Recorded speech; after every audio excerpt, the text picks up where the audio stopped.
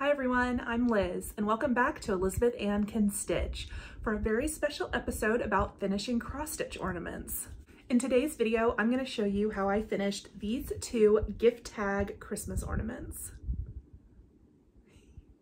These were stitched by my mom using the Prairie Schooler Christmas alphabet pattern. You can see she didn't use any of the called for flosses, and she even changed up the motifs on this one. So I followed Vanna Pfeiffer's gift tag tutorial pretty closely while doing my finish. So I'm gonna link that below.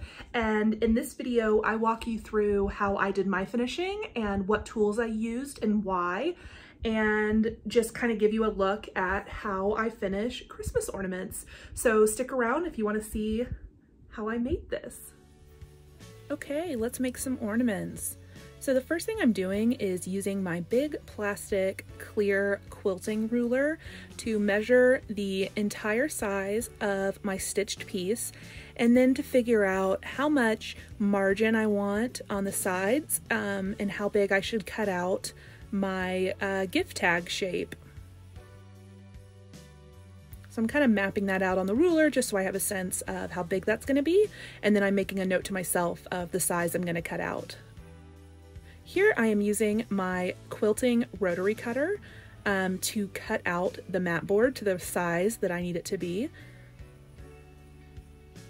I am using my ruler to find the center point of one of the ends of the mat board, and then to mark equal distance on either side so I can create the angled shape of the top of a gift tag.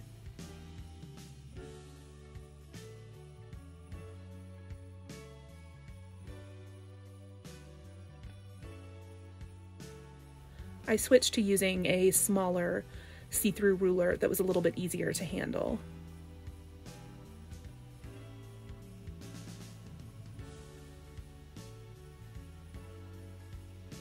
So now that I like the shape, I'm going to use this as a template to cut out more pieces and for future ornament finishing.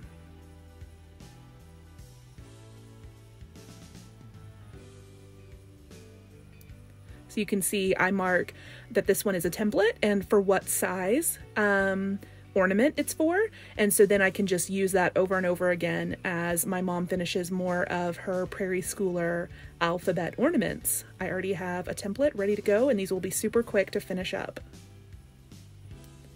The cutter I'm using is a quilting rotary cutter by the brand Olfa. That's my favorite, and you can get these at any craft store. Just make sure you don't use the same blade for your quilting fabric as you do for the mat board, because this mat board will dull your blade a lot faster than fabric.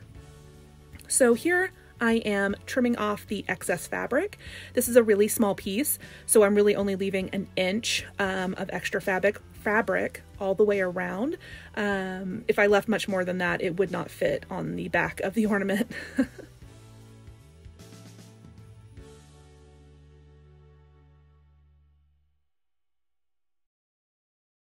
Just checking my size and making sure I measured everything correctly.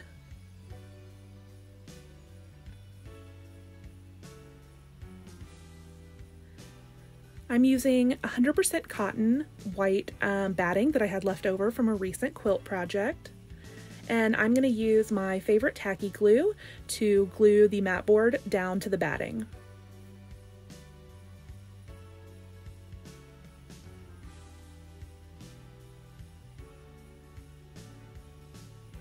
Normally I use a spray adhesive when I'm mounting batting onto mat board, but this was such a small piece I didn't want to go outside and spray it, so I just used my tacky glue right on the mat board, and it worked great.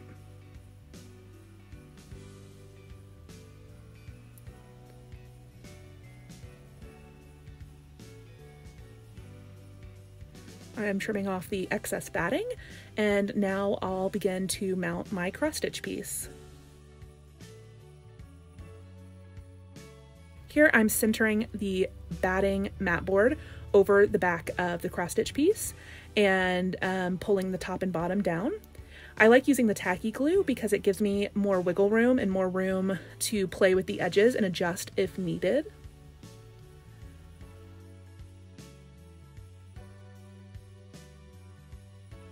I tried out a couple fabrics and decided I liked my Christmas lights, so that's what I'll be using for the ornament tag, the background of these ornament finishes.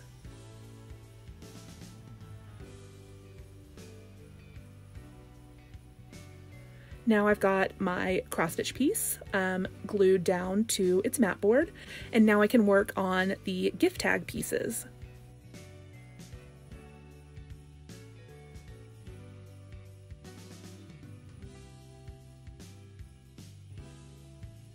I'm just going to cut out a rough shape of the fabric that's a little bit bigger than the gift tag.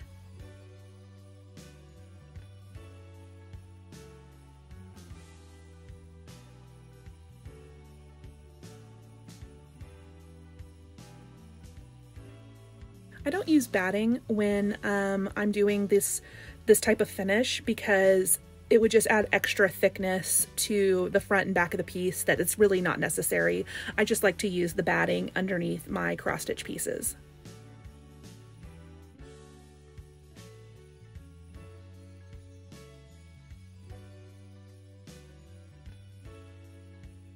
I'm going to do the top and bottom first and get those in position before I start on the corners.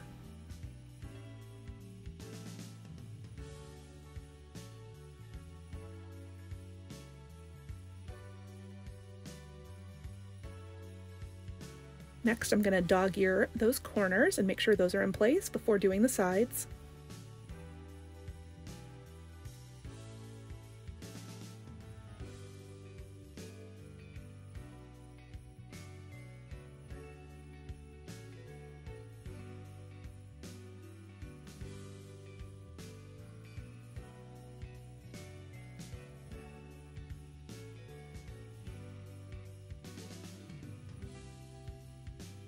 I think it's clearly time to buy a new bottle of glue. So now I'm going to glue down the sides. And I'm really just trying to get a very smooth finish so that when we flip it over, you don't see any wrinkles or bumps on any of the corners or the sides.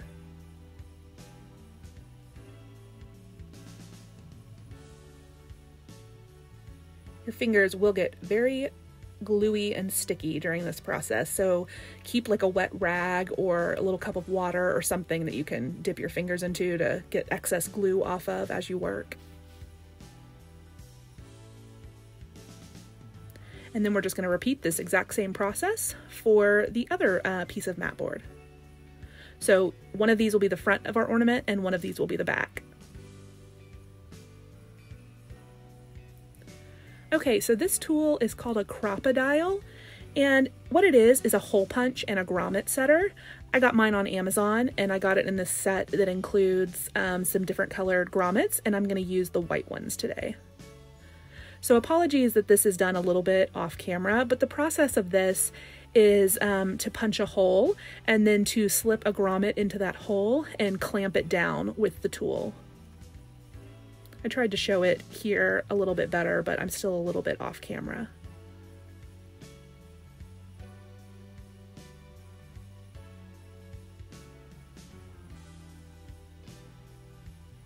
And there we go. We have a nice clean finished hole with that grommet setter. So I'm gluing the front and back of my ornament together, and then I'm going to mount the finished cross stitch on top. But first, I'm going to audition a few ribbons.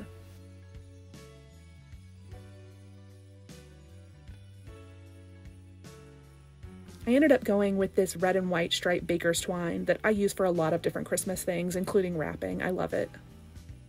Just using an overhand knot to attach it to the ornament and to tie a little knot at the top so that it can be tied on to a Christmas gift and then hung on the Christmas tree. I use my tacky glue all over the back of the ornament to mount it onto the gift tag. I did consider using the baker's twine as a trim around the edge of the ornament, but decided that I liked it as is. And yeah, decided that that was it. I loved it and I was going to leave it simple.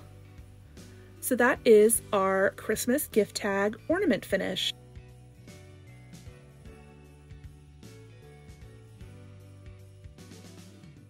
Okay, and that was my ornament finishing video. I hope it was helpful. I hope you learned some some things and got some tips for finishing your own ornaments at home. And if you have any questions, feel free to leave them below and I'll answer them in next week's Flosstube video. Until then, I'll see you guys later. Bye-bye.